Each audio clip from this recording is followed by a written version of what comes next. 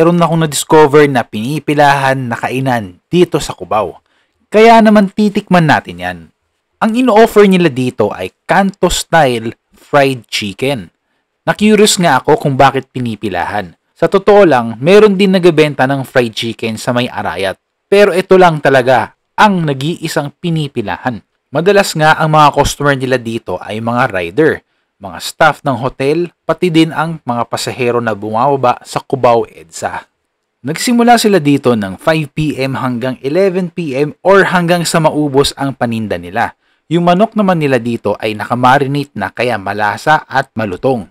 Yung pagprito nga nila dyan ay walang tigil. Mula nung dumating ako hanggang sa umalis, ang mga customer nila walang tigil.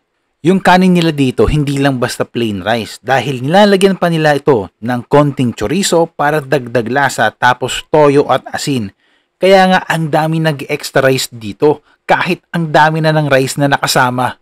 Dito sa harap mo mismo niluluto ang manok kaya pagkalapag niyan ay talaga naman kanya-kanya kuha ng favorite part ng manok. Kaya naman dapat mabilis ang mata at kamay mo para makuha mo agad ang favorite part mo. Kung hindi mo nakuha, okay lang dahil antay ka na lang ulit. Kaya naman, meron akong tip sa inyo. Kunin nyo kagad yung tong. Pwesto kayo sa harap ni Manong kung saan niya nilalapag yung mga manok. O kaya naman, mag-gloves na kayo or plastic para makamay ninyo. O kaya naman kung marami kayong order, sabihin nyo na lang kay Manong para maitabi niya. Gaya nito, meron nag-order ng madami kaya itinatabi na ni Manong yung mga manok. Payment first ang policy pala nila dito, kaya naman kung gusto mong mauna, magbayad ka na agad. Pagdating naman sa lamesa, meron sila ditong isang mahaba na lamesa. Alam ko maliit yan, sa dami ng kumakain, kaya naman take out ang ginawa ko. Yung iba naman, nakatayo kung kumain, o kaya sa motor nila. Nag-o-offer din sila dito ng soft drinks, at meron ding libreng tubig. Ito na yung order natin, no? 3 pirasong chicken. Yan. 3-piece chicken tapos rice nila. Yung rice nila hinaluan nila ng toyo. Tapos 1 chicken, 1 rice, 50 pesos. Pagka additional chicken plus 30 pesos. Yan. So parswertihan na lang yung sa pagkuha ng ano. Paglapag doon, yun na. Mag-aagawan na. So tingnan nyo naman yung isang manok na to.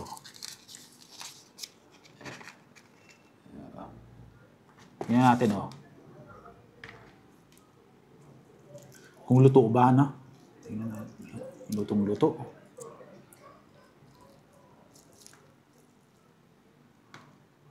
Wow! Ang bango. Ang bango niya, ah. Tingnan nyo, oh. Ang bango siya. 30 pesos. Extra chicken. Mainit. Dito ko nakakainin to dahil malapit sa bahay. So Cubao lang to sa may kung alam niyo yung Sogo, sa likod ng Sogo malapit doon sa may Spring Hotel. Sa may Arco.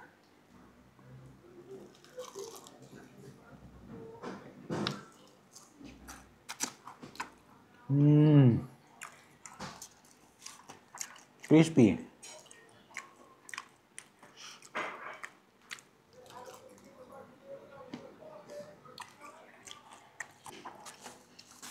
Tapos tingnan nyo yung rice, oh. Yung ginawa nila, oh.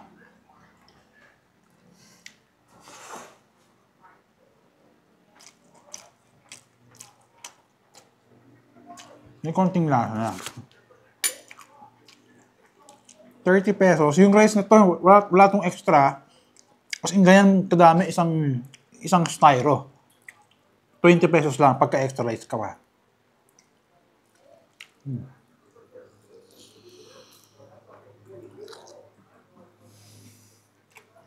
Ano pa?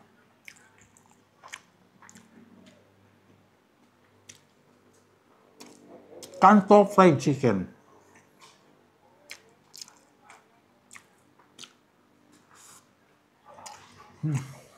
Haba ng pila.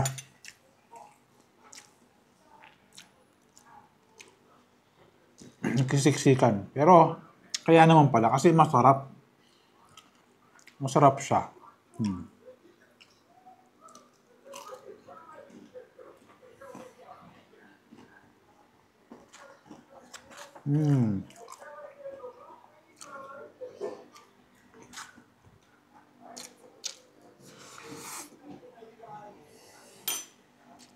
Ayaw.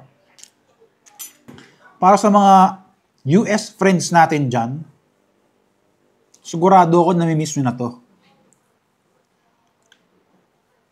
Walang tatak, pero alam ko alam nyo to. Hi Albert, Julie.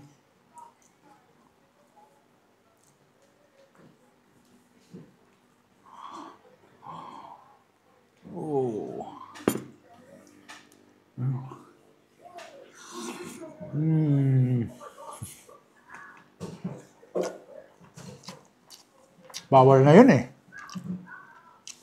Bawal na yung Mang Tomas.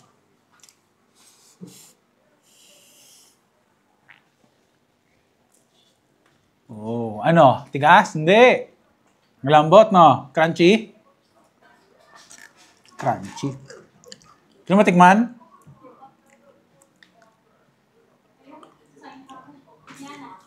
Hi, Carm. Ito yung video. Ito yung video. Ay, ito yung chicken. Hi, Carm. Ito pala yung chicken na tinatanong mo. Niladaanan namin sa Cubao pagka umuwi ako.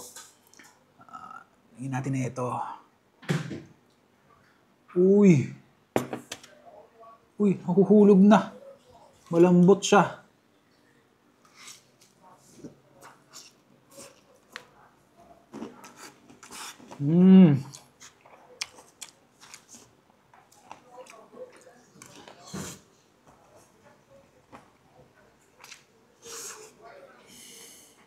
Sarap. Try mo.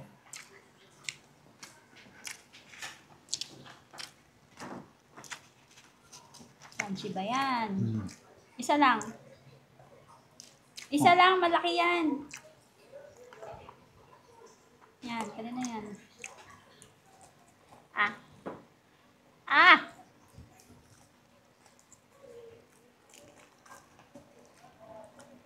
Crunchy nga.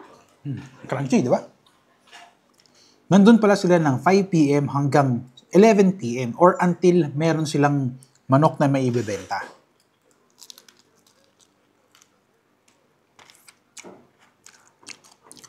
Itong order ko, 110 lang.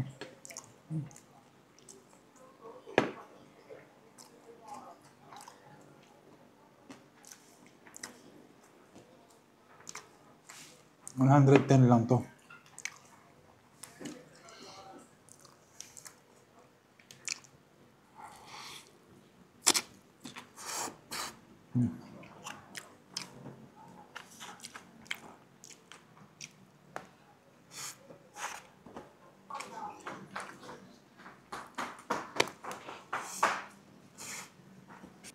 Nabiyo, tinan nyo, nanuot sa loob. Parang breast, almost breast part na to eh. Nanuot sa loob yung marination nila. Grabe, nanuot sa loob. Tinan natin oh. Andito oh, kitang-kita ko. Tapos ang lambot. Lambot. Breast part na pero malambot pa siya.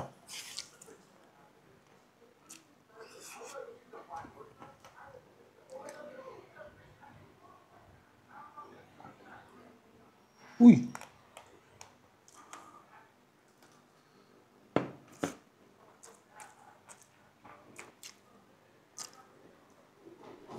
Matatagpuan ito sa Pinatubo Street, corner Aurora Boulevard sa may LBC, malapit sa Mercury Drugs.